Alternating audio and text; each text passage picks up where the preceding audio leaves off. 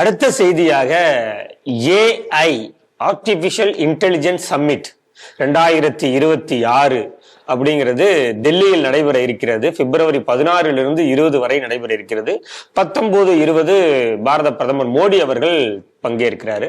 இதுல சுமார் உலக நாடுகளில் இருந்து 20 தலைவர்கள், உலக நாட்டோட தலைவர்கள் பங்கு பெறாங்க. 45 நாடுகளின் பிரதிநிதிகள் இதுல அட்டன் பண்ண போறாங்க.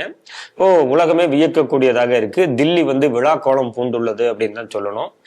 அதுல பல்வேறு துறை சார்ந்த விஷயங்கள் குறித்து பேச போறாங்க. ராணுவம், பாதுகாப்பு, மருத்துவம், செயற்கை நுண்ணறிவு, இப்படி பல விஷயங்களை விவாதிக்க போறாங்க. இந்த செய்தி எப்படி பாக்குறீங்க? இந்த ஏஐ இம்பாக்ட் சம்மிட் 2026 இது வரும் 16 முதல் 20 வரை நடக்கிறது. நீங்க சொன்னது மாதிரி உலக நாடுகள்லேருந்து பெரிய பெரிய நம்ம இளைஞர்கள் ஜென்சிக்களுக்கு புரியணும்னா பல பெருந்தலைகள் அங்கே வருது அப்படிங்கிறது தான் சொல்லணும்.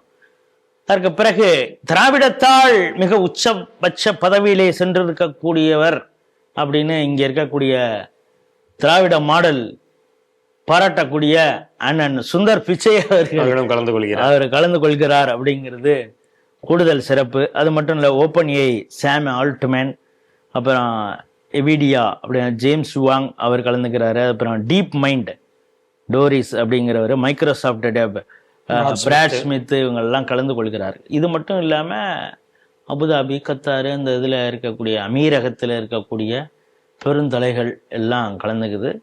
அதுக்கப்புறம் நிறைய யூரோப்பியன் கண்ட்ரிஸில் இருக்கிறவங்க எல்லாரும் வராங்க. அப்படின்னா இது எவ்வளோ பெரிய சப்மிட் அப்படின்னு. சரி, இதை திடீர்னு இப்போ நடத்துகிறாங்களா அப்படின்னா, இதை இப்படி ஒரு சம்மிட்டை நடத்தணும் அப்படிங்கிறது 2024 மோடி திட்டமிட்டு விட்டார். ஏன்னா அடுத்த தசாப்தம் இதுக்கு இப்போ நம்ம ஒரு 10 வருஷம் அப்படிங்கிறத நம்ம என்னன்னு சொல்லுவோம், டிகேட்னு சொல்லுவோம். ஆமாம். இந்த வரக்கூடியதை அவங்க என்ன சொல்றாங்கன்னா டெக்கேட் அப்படிங்கிறாங்க. அதாவது டெக்னாலஜி டிகேட். அடுத்த 10 வருஷம் அதுக்கு மோடி ஒரு காயின் பண்ணி வச்சிருக்கு டெக்கேடு. இந்த டெக்கேடு எப்படி இருக்க போகுது அப்படின்னா எல்லாம் ஏஐ நம்பித்தான் இருக்க போகிறது. ஒரு பக்கம் ஏஐ வந்துருச்சு, பல பேர் அப்படிங்கிறதெல்லாம் ஒரு பக்கம் பயமுறுத்திட்டு இருந்தாலும், இந்த ஏஐ வைத்து இந்திய அளவுல, அதாவது இந்திய பாரம்பரியம்னு இருக்கு, இந்தியாவுக்குன்னு ஒரு கலாச்சாரம் இருக்கு, இதற்கான ஈகோசிஸ்டம்னு ஒன்று இருக்கு, அனைவரையும் உள்ளடக்கிய இருக்கக்கூடிய விஷயங்கள், இன்க்ளூசிவ்னஸ் எல்லாம் இருக்கணும். அது ஏஐ எம்பவர்டா எப்படியெல்லாம் அதை நம்ம கொண்டு போகணும் அப்படின்னு. அப்போ சமீபத்தில் ஸ்டார்ட் அப் ஏஐ இருக்கக்கூடிய பல வல்லுநர்கள் அவன் சின்ன சின்ன பையனாக இருக்கான், பெரிய சிஓக்கள்லாம் இருந்தாங்க. அவங்களெல்லாம் சமீபத்தில் ரொம்ப கேஷுவலாக மோடி அவர்கள் சந்தித்தார். அவர் என்னெல்லாம் கேள்வி கேட்டார், எங்கள்கிட்ட என்னெல்லாம் எதிர்பார்த்தார் அப்படின்னா அவங்க தனியாக ஒரு வீடியோ அந்தந்த கம்பெனி சார்பாகவே போட்டிருக்காங்க. அப்போனா எவ்வளோ டீப் டிஸ்கஷன் நடந்துருந்தேன். ஏதோ பிரதமர் ஏதோ ஒரு சில விஷயங்கள் ட்விட்டர் பண்ணியிருப்பாங்க, ஏன்னா இதுதாங்க. இப்போ ஸ்டாலினுக்கு எழுதி கொடுப்பாங்கல்ல, அவர் திடீர்னு அப்படி பேசுவார். விஜய்க்கு எழுதி கொடுக்குறாங்க, அவர் ஒன்றே பேசுகிறார். அது மாதிரி இவருக்கு ஏன்னா இது போல இருக்கும் போல இருக்கு, ஏதோ 4 வாரத்தை நம்மள்கிட்ட பேசுவார் போல இருக்கு அப்படின்னு பார்த்தா அந்த ஆள் என்னென்னமோ கேட்குறான். ஏஐல நீ உன் கம்பெனி இந்த விஷயம் செய்யுதுன்னா இது என்னுடைய ரயில்வேக்கு நீ பண்றதுக்கும் இதுக்கு ஏதாவது யூஸ் ஆகுமா? இப்போ ரியல் டைம் ஏஐ இதை எப்படி பயன்படும்? ஏஐ இப்போ நம்ம பல விஷயங்களுக்கு பயன்படுத்துறாங்க. இமேஜ் கொண்டு வரத்துக்கு இது பண்றாங்க, வீடியோ கொண்டு வரத்துக்கு இது பண்றாங்க. இப்போ இந்த செக்யூரிட்டி, க்ரௌடு மேனேஜ்மெண்ட், அதுல ரியல் டைம் ஏஐ எப்படி பயன்படுத்தலாம் அப்படிங்கிறத பரீட்சார்த்த முறையில செஞ்சது தான் உங்களுக்கு மகா கும்பமேளா அப்படிங்கிறது. அதனாலதான் நீங்க யோசிச்சு பாருங்க, 66 கோடி பேர் கூடின ஒரு இடத்துல அசம்பாவிதங்கள் ஒரே ஒரு இடத்துல, அது வேணும்னே யாரோ பண்ணியிருக்காங்களா இப்போது வரை இது என்ன நடந்திருக்குன்னு நமக்கு புரியல.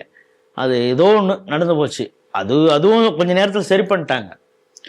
ஆனால் இந்த 66 கோடி பேர் மகா கும்பமேளால கூடியது எவ்வளவு ஒரு க்ரௌடு மேனேஜ்மெண்ட்டுங்கிறது எப்படி பண்ணும்? இதை ஏஐ எம்பவர்டில் ரியல் டைம் அதை வச்சு செக்யூரிட்டி அவங்க பார்த்துருக்காங்க, க்ரௌட் மேனேஜ்மெண்ட்டை. இது ஒரு சக்சஸ். இது இந்தியாவுக்கு கிடைத்த ஒரு வெற்றி. இது போல எல்லா தளத்திலும், அதனாலதான் 7 துறைகளை அவங்க இதோட எம்பேனல் பண்ணி அது சம்பந்தமாக இந்த சப்மிட்ல நிறைய டெலிபரேஷன், ஸ்பீச்சஸ் இது இருக்க போகுது. அதில் என்ன சொல்கிறாங்க, skill development, social inclusiveness, AI security, science research, இப்படி பல விஷயங்கள் அதில் இருக்க போகுது.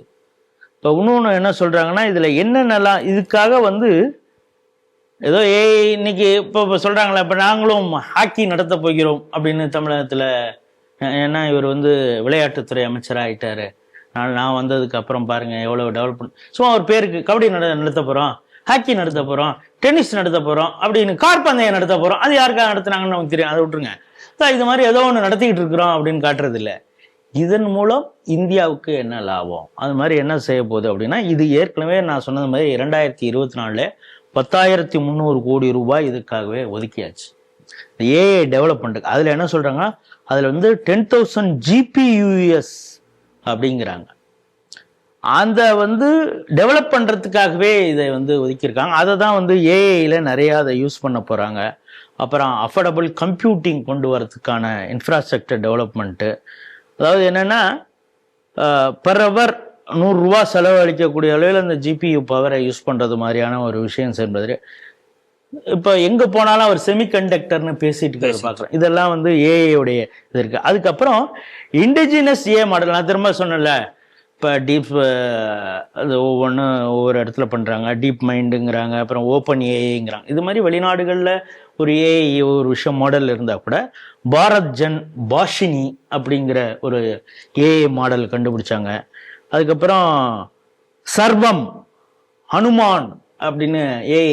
இது என்னடான்னா, எல்லாருமே என்ன சொல்லுவாங்க, இப்போ யூகேலேயோ அமெரிக்காலேயோ இது பண்ணால் அது ஒரு மாடல் ஒன்று பண்ணிட்டா போதும், ஏன்னா எல்லாமே அங்கே இங்கிலீஷில் தான் பேச போகிறாங்க. ஆனால் இங்கே ஒவ்வொரு மொழி, ஒவ்வொரு மாநிலத்தில் ஒவ்வொரு மொழி, ஒவ்வொரு கலாச்சாரம் இருக்கிறது, அவ்வளவு டைலக்ட்ஸ் இருக்குது. இதை என்ன பண்ணலாம் அப்படின்னா, லாங்குவேஜ் பேஸ்டு இந்த ஏஐ இது பண்ணும். அதுதான் நான் சொன்னேன், சர்வம் 1 ஹனுமான். இதில் சர்வம் 1ல் என்னென்னா 10 இந்தியன் லாங்குவேஜை அது வந்து உதவும், அந்த ஏஐ மூலம் அது பண்ணலாம்.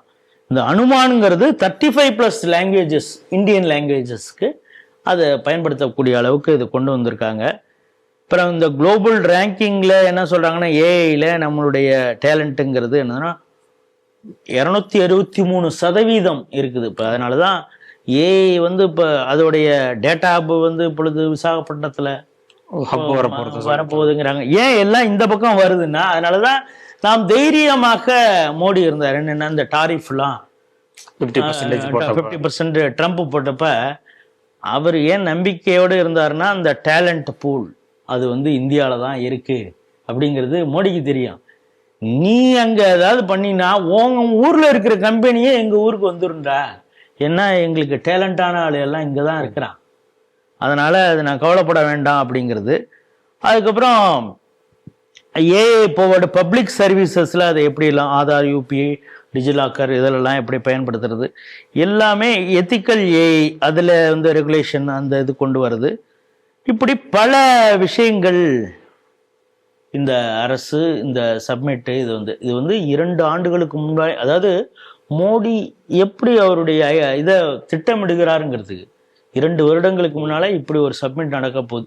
இப்போ கூட சொல்லிட்டு இருக்காரு, அடுத்த ஒலிம்பிக் நம்ம நடத்தணும், அதுக்கு நம்ம எப்படி தயாராகணும் அப்படிங்கிறது மாதிரிலாம் பேசுறப்ப, எப்போ நடக்கிறதுக்கு அது இப்பொழுது இருந்தே நம்ம தயார் பண்ணோம், 2 வருடங்களுக்கு முன்னாலே. அதனால இந்த ஏஐ வந்து மிக பிரம்மாண்டமான ஒரு சப்மிட்டாக இருக்க போகுது. இதன் மூலமாக இந்தியாவுக்கு, அதாவது make in India, made for, அதாவது இந்தியாவில் தயார் பண்ணது அது குளோபலுக்காக அப்படிங்கிற பல விஷயங்களை இதில் முன்னெடுக்க போகிறாங்க. இந்த ஏஐ புரட்சி ரெவல்யூஷன் வந்து அது இந்தியாவிலிருந்து தொடங்க போகிறது அப்படிங்கிறது தான் நம்முடைய பார்வை.